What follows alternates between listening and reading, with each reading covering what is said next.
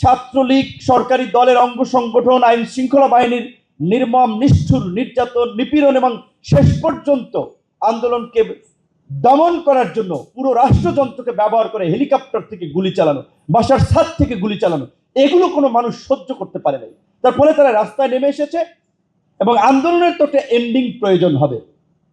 আমাদের 18 সালের অভিজ্ঞতা থেকে আমরা একটা কাজ করেছি, যদি কখনো এইটার জন্য সাফারারও হওয়া লাগবে আমাদেরকে, যদি আওয়ামী লীগ কাম ব্যাক করে, শুধু আমাদের না, যারা এই বিপ্লব এই গণ অভ্যুত্থানে অংশ নিয়েছিল মিছিলে কিংবা ফেসবুকে লেখা আপার মতো সবাইকে কিন্তু ভোগান্তিতে পড়তে হবে। তো সেই জায়গা থেকে আমরা কাজটা করেছিলাম কি, আমরা বুঝেছি যে এটা একটা ব্যাপক মাত্রার তরুণদের সম্পৃক্ত আন্দোলন। সুতরাং এইখানকার তরুণদেরকে যদি এখন এই বাংলাদেশের গণতন্ত্রহীনতা, মানবাধিকার লঙ্ঘন এবং ফ্যাসিবাদের বিরুদ্ধে আওয়াজ উঠানো যায়, তবেই এটা একটা স্বৈরাচার পতন কিংবা জাতির মুক্তির আন্দোলনে পরিণত হতে পারে। আমরা ফ্রন্টলাইনে আমরা আন্দোলন ছিলাম না, আমাদের যারা ছাত্র সংগঠন, ছাত্র অধিকার পরিষদের নেতাকর্মী তারা মাঠে ছিল, তাদেরকে আমরা পলিসি দিয়েছি।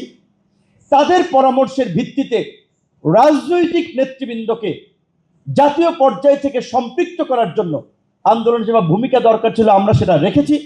আবু সাঈদের মৃত্যুর পরে রাজনৈতিক দলগুলোকে নিয়ে গায়বানা জানাজা কর্মসূচিতে আমরা আলাপ আলোচনা করে একমত করে রাজনৈতিক দলের সমর্থন আমরা দিয়েছি বা কর্মসূচি করেছি।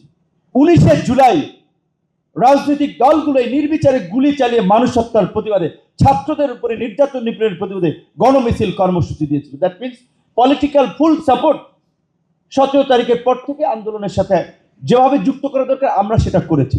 এবং শেষ দিকে 1 আগস্ট 2-3 আগস্ট আপনারা দেখেছেন আলোচনাটা ছিল পরিষ্কার যে এই ফ্যাসিবাদী কাঠামোর আমরা পরিবর্তন চাই, হাসিনার পতন চাই এবং ভবিষ্যতে যেন কেউ হাসিনার মতো স্বৈরশাসক তৈরি না হতে পারে তার একটা পরিষ্কার আমরা ঘোষণা এবং বোঝাপড়া চাই। তার ভিত্তিতেই কিন্তু শেষ পর্যন্ত গণ অভ্যুত্থান হয়েছিল এবং সেই গণ অভ্যুত্থান শুধুমাত্র ছাত্রদের কৃতিত্ব, আমাদের কৃতিত্ব, আন্দোলনকারীদের কৃতিত্ব, এটা বললে কিন্তু ভুল হবে। বাংলাদেশের একমাত্র স্মার্ট সিটি বসুন্ধরা এখন আরো নিরাপদ, আধুনিকতায় আরো এক ধাপ এগিয়ে।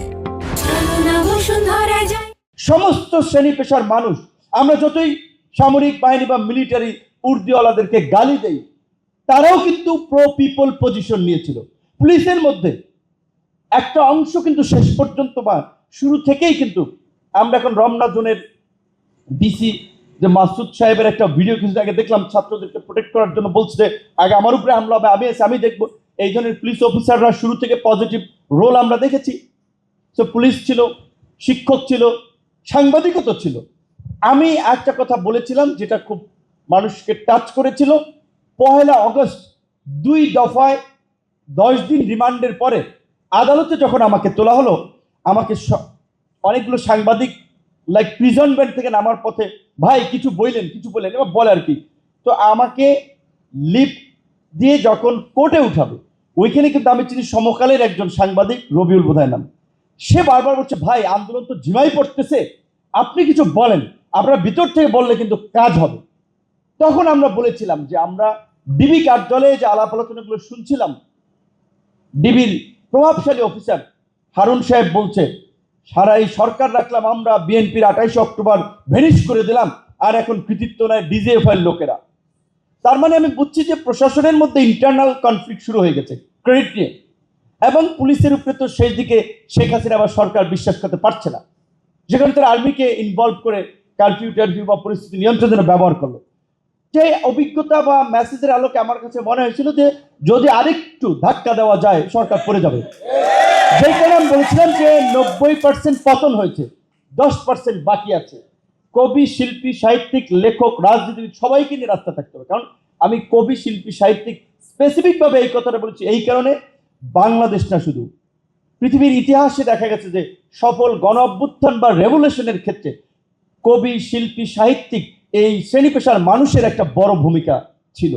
সেটাই পরিবর্তনটা হয়েছে তো হবে, কারণ সংস্কৃতি ছাড়া পরিবর্তন হয় নাই, বিপ্লব হয় নাই, সমাজ টেকে নাই। সুতরাং একটা সুস্থ সংস্কৃতি আমাদেরকে আসলে গড়ে তুলতে হবে। বিশেষ করে বাংলাদেশের সংস্কৃতি হচ্ছে ইন্ডিয়ান হেজিমনির সংস্কৃতি। আমাদের নিজস্ব সংস্কৃতির এখনো বিতর্ক আছে, বাঙালি না বাংলাদেশি, যাই হোক ওইদিকে আর গেলাম, এগুলো আবার অনেক বড় বিতর্ক, অনেক ধরনের ডিবেট আছে। সো আমরা আমাদের নিজস্ব সভ্যতা সংস্কৃতিকে সামনে নিয়েই একটা, বিশেষ করে এই অভ্যুত্থান পরবর্তী সময়টা আমাদের সেই সুযোগ এনে দিয়েছে নিজস্ব সংস্কৃতির বিনির্মাণের ক্ষেত্রে।